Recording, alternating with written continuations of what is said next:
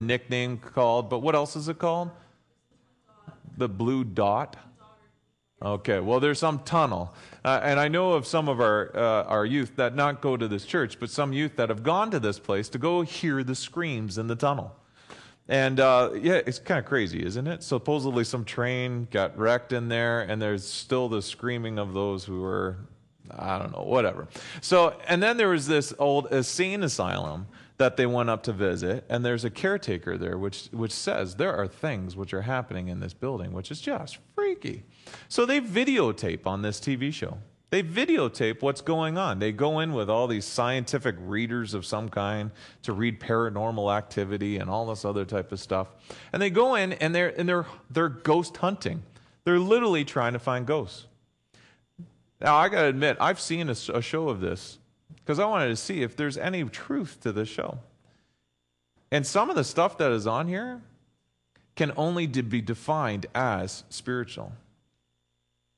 It's not just a purely made up thing that's happening. This is something that we have to realize. The spiritual realm is real. There is a spiritual realm around us. Jesus talks of a spiritual realm. Jesus shows us in the healing of the demon-possessed man that there are spirits out there. So there are these two things. There's also this older show called Rescue Mediums, where they go in and they actually hold seances. And these shows are on TV for one reason. Why is that? They are Satan-inspired, definitely. Satan-inspired. What else? What else are they on the TV? Pardon? Throw people off of balance? Okay. Why is any show on TV? They're entertainment and they make money. Right? If they weren't entertainment for people and people weren't watching them, they wouldn't make the TV program, they wouldn't make OLN, which is this channel, money, and they wouldn't show it, right? People are interested in this stuff. There has become a major swing from a sense of the spiritual realm and talking about spirits as unpopular and uneducated to now spiritual talk is out there. If we don't realize that, well, that's us. But when we take a look at TV and modern movies, there was this movie out called Paranormal Activity.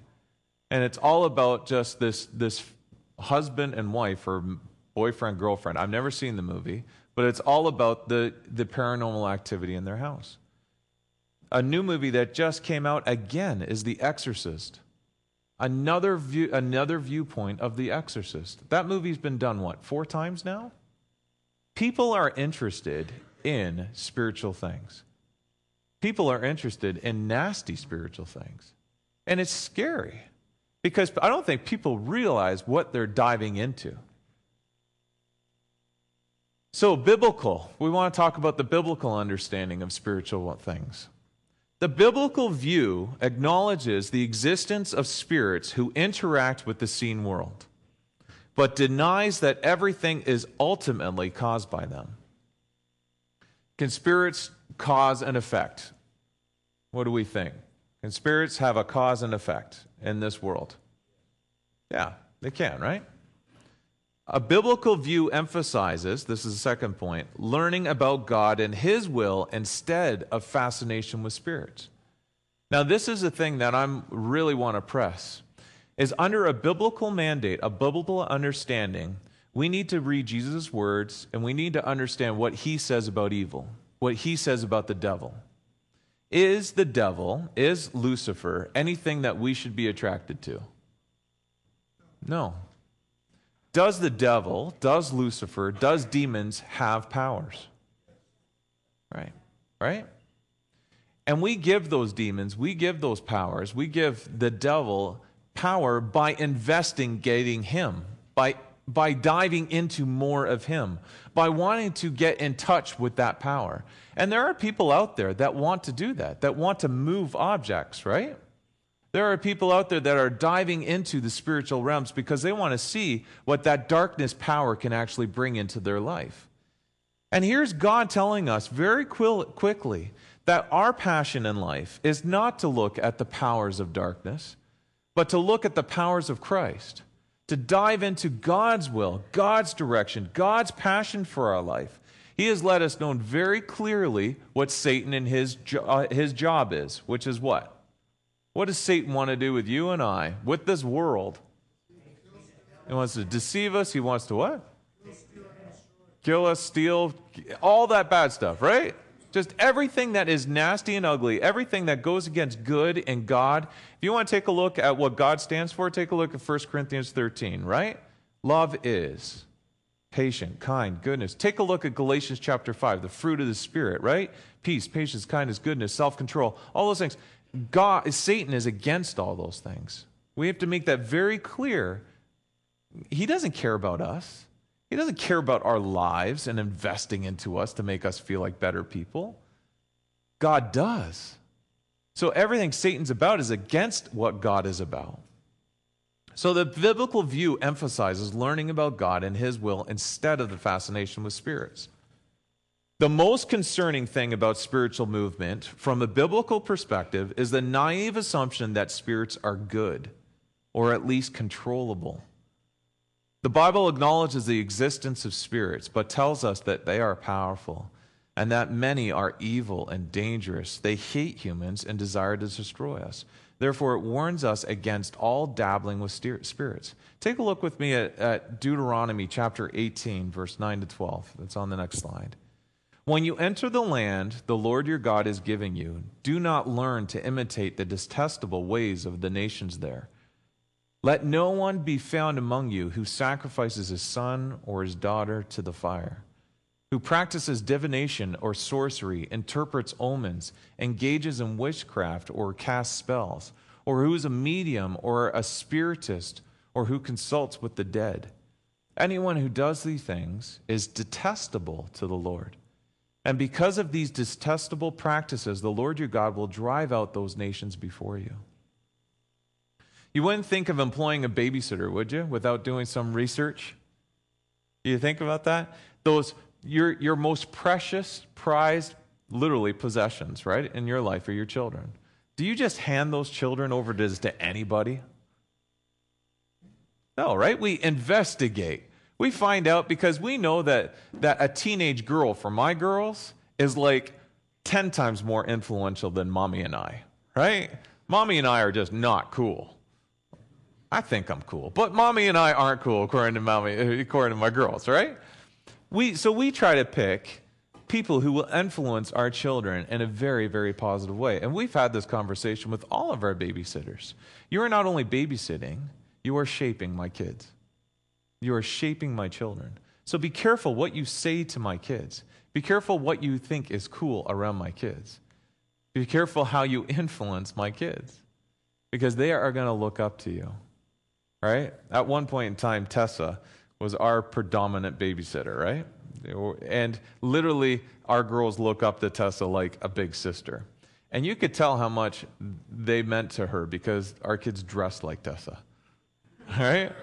Whatever Tessa does, our kids think is cool. So, people who we invest into, we have to investigate.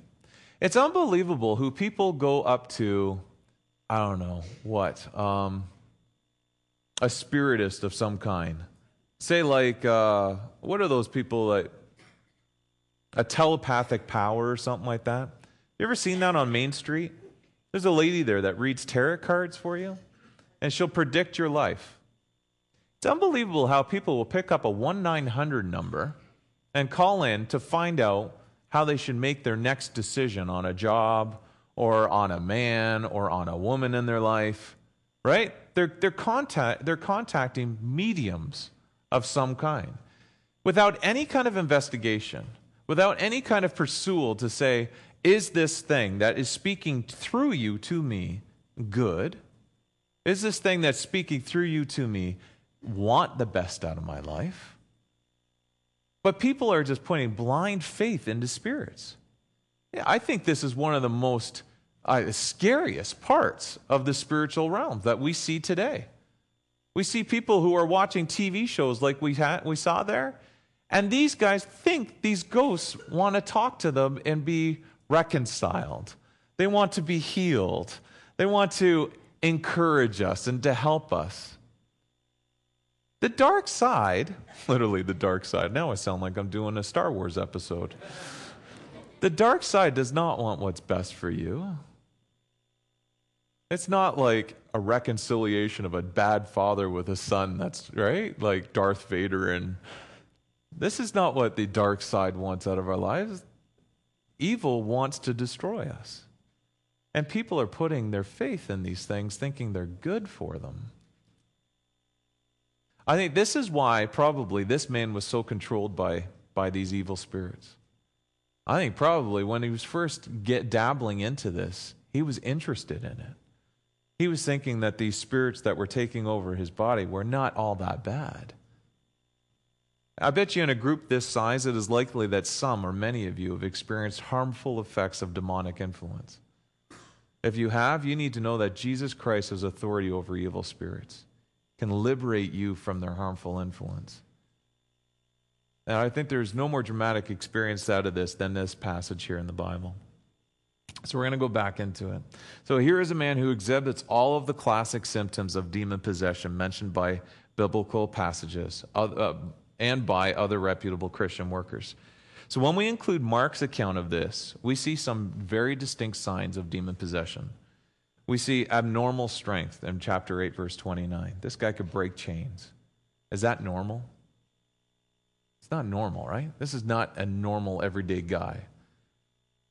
We see this guy with paroxysms, which means a sudden outburst of emotion or action. He's done it so many times that the people have to bound him and chain him down.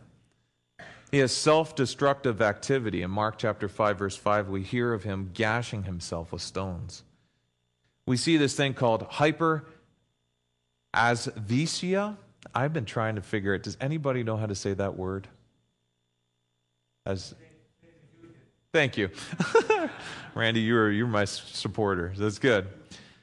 This is sort of like information about your sins or your ancestors or your future that is just not definable in any other way. This guy knew who the Messiah was as soon as he walked onto the beach. He knew who Jesus was. He knew that there was something about to happen, and he foresaw that he was going to be sent to the abyss. He knew something that was not normal. There's also spiritual resistance in chapter 8, verse 28. The man's prostrate. He prostrates himself, and he says to Christ, "What have I to do with you?" He's trying to get away from Christ. There's this sense of voices and tongues and multiple personalities. In this case, evidently over 1,000 to 2,000 pigs were cast into the water. And then there's this sense of transference, which is a little freaky to me, I think.